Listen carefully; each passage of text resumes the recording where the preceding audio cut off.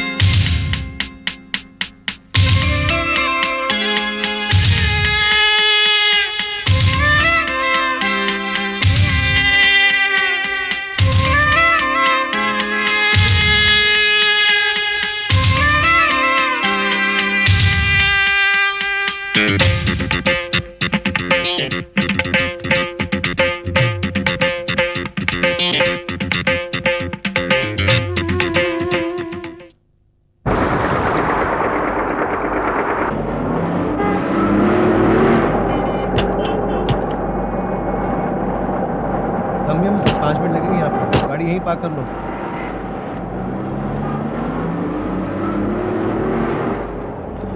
गुस्से में रहता है, कहीं चिल्लाने ना लगे हम पर। भाई तुम बात करना उससे।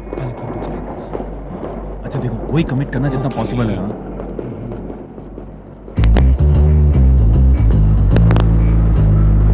भाई जितना काम हमारे पास में था हम कर चुके। अब बस सॉफ्टवेयर हाथ में आ जाए, वो काम पूरा करके नए प्रोजेक्ट पे ध्यान दे सकते हैं।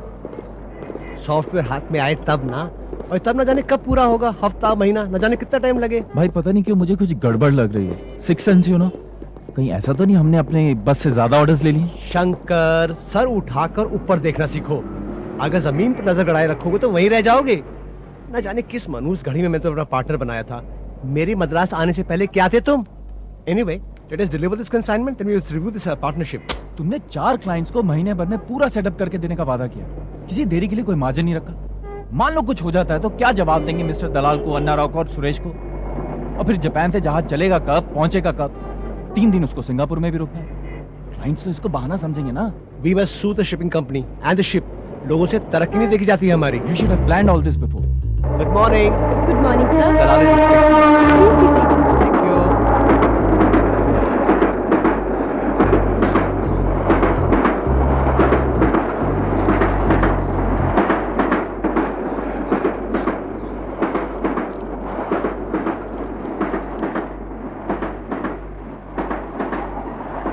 Sir?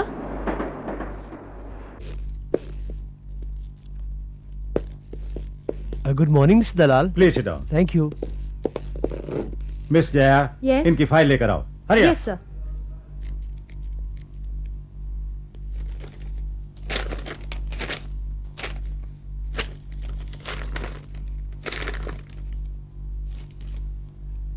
आप लोगों की कमिटमेंट के भरोसे हमने आगे 10 क्लाइंट्स को जबान दे रखी है। यू नो, हमारी कंपनी ने हमेशा वक्त से पहले काम खत्म किया है, लेकिन आज आपकी लापरवाही की वजह से हमें शर्मिंदा होना पड़ेगा। काम वक्त पर खत्म नहीं हो सकता, इतना कहने के लिए यहां आने की तकलीफ क्यों की? एक टेलीफोन कर दिया होता। मुझे आपकी सूरतें देखने का कोई शौक नहीं है, आप जा सकते हैं। मिस्टर दलाल, वो ऐसा है कि आज तो हम लोग दिल्ली जा रहे हैं। जब तक लौटेंगे आपकी कंसाइनमेंट मद्रास पहुंच जाएगी। 2 दिन में क्लियरेंस हो जाएगी और आपका काम पूरा हो जाएगा।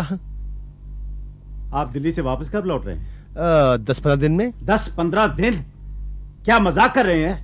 देखिए, मेरा काम 10 दिन के अंदर कंप्लीट होना चाहिए, वरना ऑर्डर कैंसिल कर दूंगा और डैमेजेस क्लेम करूंगा। Now get lost from here. Morning sir. Useless fellow. Sir, आपके साथ जो साहब थे वो बाद में मिलेंगे। साहब? कौन साहब? हमारे साथ तो कोई नहीं था। लेकिन सर,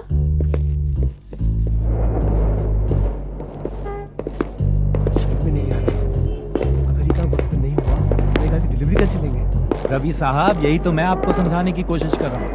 मैं कब से कह रहा हूँ कि हम अपनी ताकत से ज्यादा बोझ उठा रहे हैं, लेकिन मेरी बात तो आपकी समझ में आती नहीं ना। Don't worry, I will solve this problem. Why create a problem in first place? What?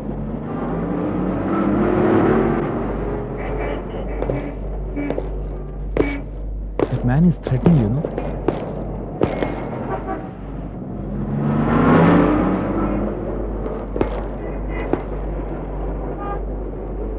What is it?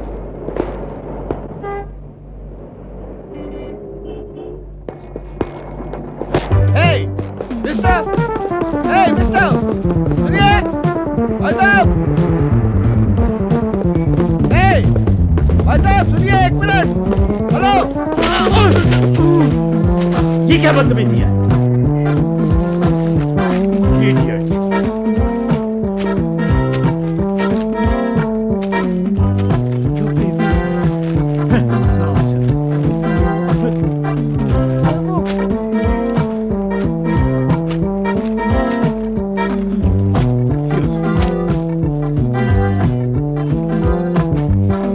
हट जाओ। Sir, that's illegal, sir. No. Get out.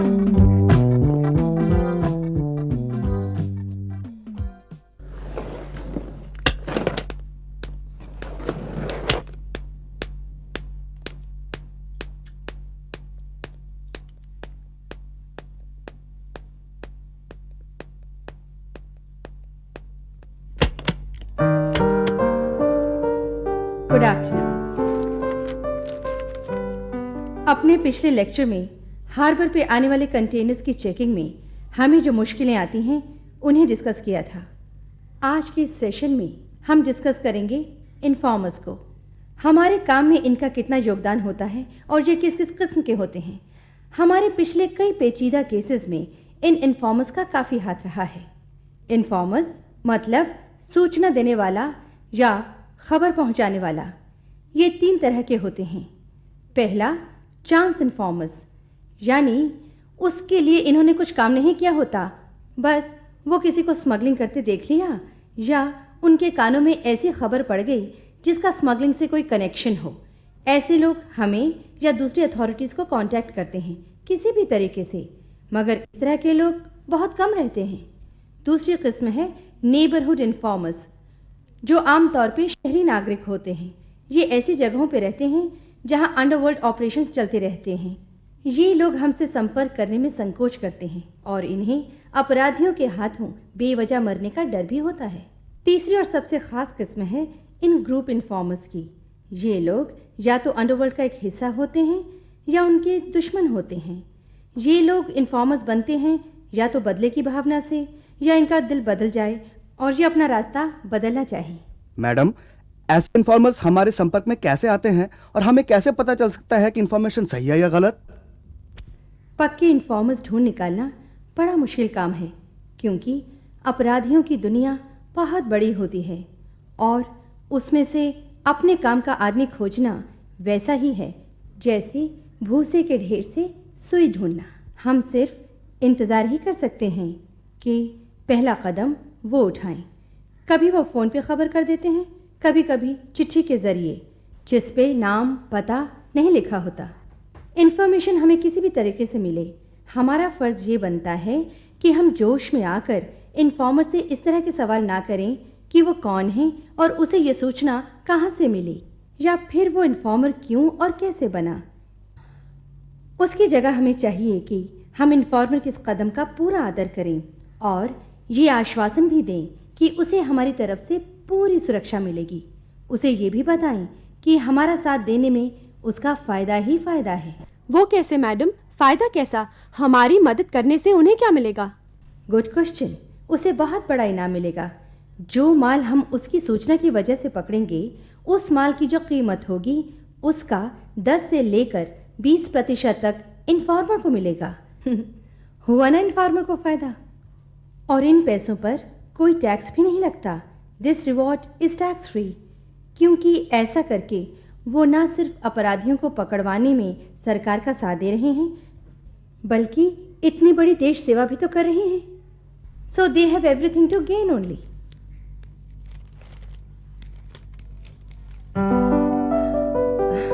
Excuse me, आज के लिए क्लास खत्म। मुझे एक ज़रूरी काम पे जाना है। Thank you.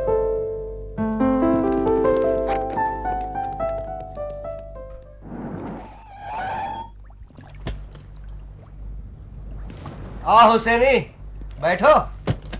जिन दो कंपनियों के इंपोर्ट लाइसेंस के बारे में आपने पूछा था, वो बहुत इन्फ्लुएंशियल हैं। उन्हें छेड़ना ठीक नहीं होगा। तो क्या अपना धंधा बंद कर दे रहे? जी नहीं, आपकी बताई हुई तीसरी कंपनी के मालिक, यानी रवि और शंकर? हाँ, वही कंप्यूटर सॉफ्टवेयर वाले नया धंधा शुरू किया है और दांव पेच नहीं जानते। उन्हीं के जरिए हमारा काम पूरा होगा। हुसैनी, तारिक और जहाज का नाम? अक्की मारू 10-15 दिन में मद्रास पोर्ट पहुंचेगा और 2 दिन सामान निकालने में। बहुत आसानी से कह दिया तुमने, लेकिन माल आने के बाद? आपका काम हो जाएगा। आपके रविशंकर दिल्ली गए हैं, उनके इधर आने पर हुसैनी का स्पेशल फॉर्मूला लागू। इसी बात पे एक सिगरेट हो जाए? क्यों नहीं? Thank you.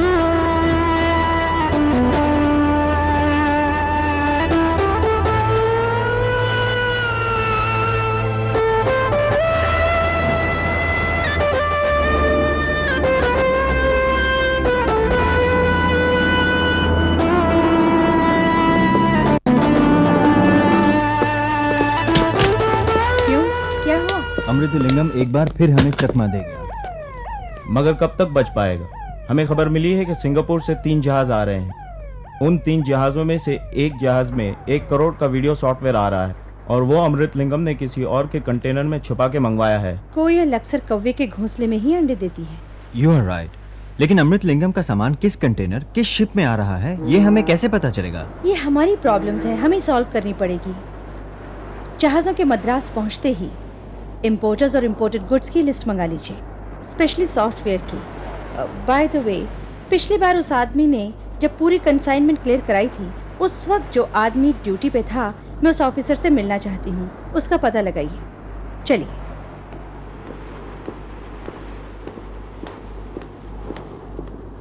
Excuse me, miss Gayatri, customs inspector. Hello. Hello. Hello. मैं जानना चाहती हूँ कि वो कंसाइनमेंट कैसे क्लियर हुई। कौन सी कंसाइनमेंट की बात कर रही हैं आप? वही गारमेंट वाली। 1 करोड़ का माल 30 लाख के लाइसेंस पे कैसे क्लियर हो गया? वो FCL कंटेनर था, उसमें 60 पैकेट्स थे और पैकिंग लिस्ट में भी 60। मैंने सरसरी तौर पे चेक किया था, मगर उसमें जिप्स के अलावा और कुछ नहीं था। और फिर ये एक जेन्युइन कंपनी है और सालों से इंपोर्ट बिजनेस में है, इसलिए शक की कोई गुंजाइश नहीं थी। बट दे हैव चीटेड अस, और इसकी जिम्मेदारी आप पर है। आपको जरा होशियार रहना चाहिए था। पर उन दिनों ट्रैफिक बहुत ज़्यादा था और ऊपर से ऑर्डर्स थे कि जब तक करेक्ट इन्फॉर्मेशन ना हो किसी को हैरेस ना किया जाए, जल्दी क्लियरिंग की जाए। So what's happened has happened. हमें उस कंपनी का पता लगाना चाहिए। क्या कहा? कसम का ऑफिसर आए हैं मिलने मुझसे। मैं नहीं मिलना चाहता, किसी तरह टाल दो उनको। क्या इंटरकॉम पर सुन लिया? ठीक है, भेज दो।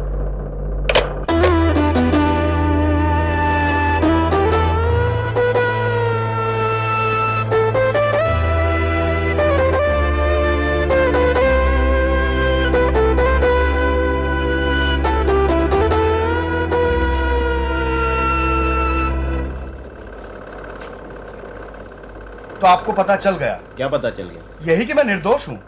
कौन है वो लोग? मैं नहीं जानता। मैं पिछले 7 सालों से ये कंपनी चला रहा हूं। मैंने कभी कोई घपला नहीं किया। मेरी कंपनी का पिछले 3 साल का रिकॉर्ड भी आपके पास है। पिछले 3 सालों में हम भी आपके पास कभी नहीं आए। तो फिर आज क्यों? ये तो अब आप बताएंगे। यहाँ या फिर? अरे अरे जरा रुकिए, 2 मिनट सोचने तो दीजिए। ओके। देखिए मैं उन्हें नहीं जानता। एक आदमी ने मुझे फोन पर कहा कि मेरी कंसाइनमेंट में उनका भी माल है। मैंने पूछा ऐसा कैसे हो सकता है, तो उसने बताया कि पैकेट्स का साइज बड़ा करवा दिया गया है और मुझे सारा सामान क्लियर करवाना है। उनका आदमी मुझे हार्बर पर मिलेगा। उन्होंने मेरी जिप्स के साथ अपनी जिप्स भी स्मगल की हैं। आपने कस्टम्स को खबर क्यों नहीं की? मैं उनकी धमकी से मजबूर था और अभी तक उनका डर मुझ पर बना हुआ है। आप अदालत में बयान देंगे? इस हालत में नहीं। उनको पहचान लेंगे? उसका नाम अमृत लिंगम तो नहीं था? नहीं, नाम तो नहीं बताया मुझे। अगर वो लोग पकड़े गए, उनकी शनाख्त करेंगे, उनके खिलाफ बयान देंगे आप? पहले आप उन्हें पकड़िए, फिर मैं सोचूंगा, शायद बयान दे सकूं। वैसे मेरा माल फिर आ रहा है।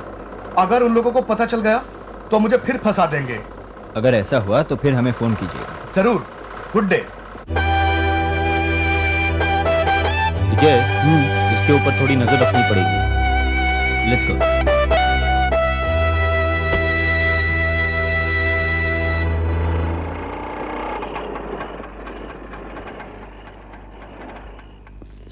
हाँ भाई, कितने हुए तुम्हारे? अरे वाह, 20 रुपए? नहीं साहब। अरे वाह, तुम्हारा मीटर तो काम कर रहा है। नहीं। इस हिसाब से तो आपको पूरे 25 रुपए दूंगा। वैसे तो 50 से कम कोई चार्ज ही नहीं करता। साहब, आप तो हमेशा आते जाते रहते हैं, आपको मालूम है कितना होता है। समझ के दे दीजिए ना, मेरा मीटर खराब हो गया। आज तुम्हारा मीटर ठीक था तो तुम खराब हो गए। अच्छा ये लो 5 रुपए, दबाओ यहाँ से। अरे जाने दीजिए भाई साहब, मुझसे लीजिए। भाई साहब, ये देख लो, ये पैसे तुम अपने पर्सनल अकाउंट में से दे रहे हो, कंपनी अकाउंट में नहीं जाएंगे। साहब, आप अपना और कंपनी का हिसाब बाद में कीजिए, पहले मेरा हिसाब कर दीजिए। अरे शुक्र मना तो मैं ये भी मिल गया। अगर हमारी कार एयरपोर्ट पे आई होती तो मैं ये भी ना मिलता। हाँ साहब, संसार में लेना देना तो भगवान की इच्छा से होता है। जो लोग गरीबों की ईमानदारी पे शक करते हैं, भगवान उनको बेईमानों के चक्कर में फंसा देता है, याद रखना। भाई साहब, हमें दुनिया भर की बातें याद रहती हैं। तुम जाओ अपना काम करो, चलो।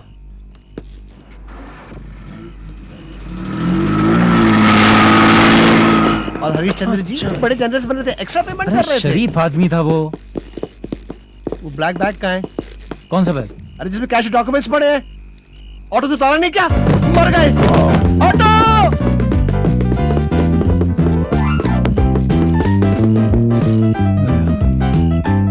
चलिए, चल के पुलिस स्टेशन में रिपोर्ट लिखवाइए। भाई साहब, अगर आपने इसको रिपोर्ट कर दिया तो मैं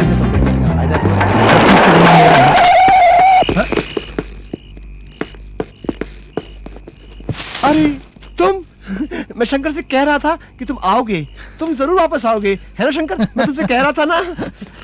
ये लो 50 रुपए इनाम। 1 मिनट साहब, लीजिए साहब, आपके 30 रुपए। रख लो, इनाम है। नहीं साहब, 20 रुपए हमारा निकलता था, वो ले लिया हमने, बाकी राम राम। साहब अपना बैग चेक कर लीजिए।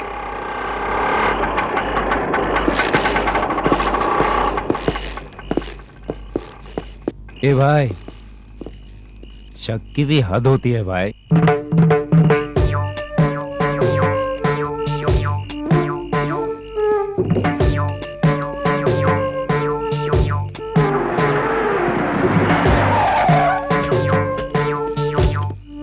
इस बार हमें स्पेशल फॉर्मूला इस्तेमाल करने की जरूरत नहीं पड़ेगी।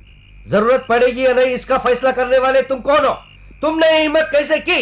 चिल्लाओ मत, समझे? मुझे ये पसंद नहीं। अगर दोबारा ऐसे किया तो हुसैन तुमको छोड़कर चला जाएगा।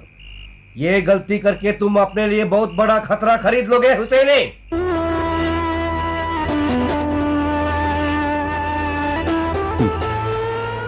खतरों को खरीद के उनसे खेलना हुसैनी का पेशा है। अब हम एक दूसरे को अच्छी तरह समझ रहे हैं। ठीक बात फरमाई आपने। अब काम की बात करें। बोलो। मेरे प्लान्स की वजह से आपने आज तक करोड़ों रुपये कमाए हैं। यही काम मैंने अपने लिए किया होता तो आज। अच्छा, तो तुम्हें ज्यादा पैसा चाहिए? ठीक है, इस काम के लिए तुम 20% ले लो। 20%? ठीक से काम खत्म हो जाए तो हमारे पार्टनर ही बन जाओ। बोलो, अब तुम्हारा प्लान क्या है? रवि और शंकर किसी क्लियरिंग एजेंट के मार्फत अपना माल नहीं निकालेंगे, तो इसीलिए स्पेशल फॉर्मूला बेकार हो जाएगा। लेकिन उन्हें तो क्लियरिंग का तजुर्बा नहीं, कहीं गड़बड़ कर दी तो अपने साथ हमें भी फंसा लेंगे। ऐसा नहीं होगा। कल रात मैंने उनके ऑफिस में घुसकर उनकी फाइल्स को देखा। उनसे पता लगा कि जो सॉफ्टवेयर उन्होंने इधर इंपोर्ट किए थे उनमें से कईयों का नंबर बदल गया है। जब वो सामान की डिलीवरी लेने जाएंगे तब कस्टम्स के चक्कर में फंस जाएंगे, तब हमारी एंट्री होगी, बाकी काम सत्या संभालेगा। इसी बात पे एक सिगरेट हो जाए। मुझे नहीं चाहिए।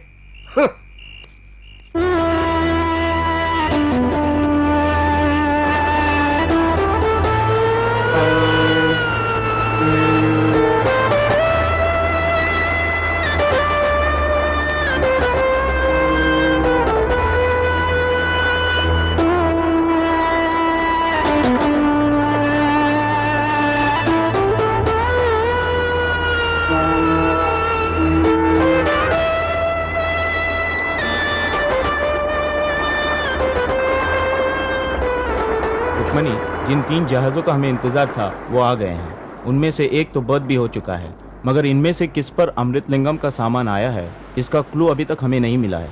और अगर कंटेनर्स का पता लग भी जाए, हम तब तक ये साबित नहीं कर सकते कि माल अमृतलिंगम के आदमियों का है जब तक वो मटेरियल्स को लेने खुद ना आए।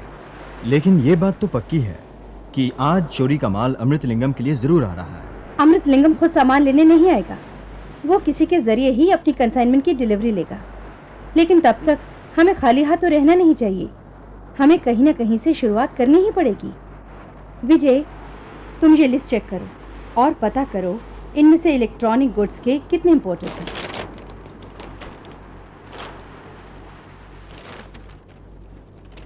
रुक्मिणी, लिस्ट के मुताबिक 40 कंपनियों का इलेक्ट्रॉनिक सामान है। लिस्ट में टोटल कंटेनर्स कितने हैं? 120। उनमें से 60 FCL और बाकी LCL है। यस दास।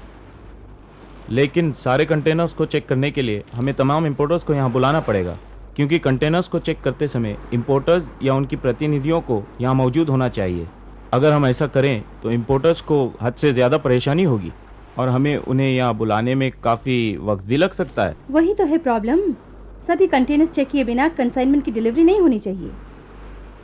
अगर डिलीवरी रोकते हैं तो इंपोर्टर्स हम पे नाराज़ होते हैं, नहीं रोकते तो स्मगलर्स अपने मिशन में कामयाब हो जाते हैं। बड़ी दुविधा में पड़े हैं हम लोग।